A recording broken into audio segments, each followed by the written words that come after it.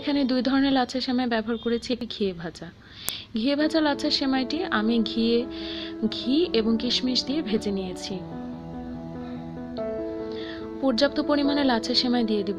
সবসময় মনে রাখতে হবে লাচ্ছা সেমাইয়ের পরিমাণ দুধের পরিমাণের চেয়ে একদম অর্ধেক হতে হবে, না হলে দুধ আপনার কম পড়ে যাবে।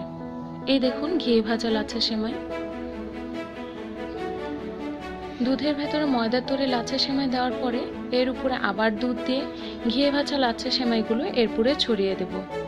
বেশি চাপ দেওয়া যাবে না। এরপরে ছড়িয়ে দিচ্ছি পর্যাপ্ত পরিমাণে কিশমিশ এবং পেস্তা বাদামের টুকরো। এরপরেও যদি কখনো মনে হয় যে দুধ কম পড়েছে, হালকা গরম পানিতে 1 কাপ গুঁড়ো দুধ মিলিয়ে এর ভেতরে দুধ যোগ করে দিতে হবে। তৈরি হয়ে গেল খুবই মজাদার এবং ডেলিশিয়াস লাচ্ছা সেমাই। আশা করি ঈদ উপলক্ষে আমার এই লাচ্ছা সেমাইয়ের রেসিপি আপনাদের ভালো লেগেছে। ভালো লাগলে আমার চ্যানেলটিকে সাবস্ক্রাইব করবেন, লাইক, শেয়ার এবং কমেন্ট করতে ভুলবেন না। দেখা হবে পরবর্তী ভিডিওতে।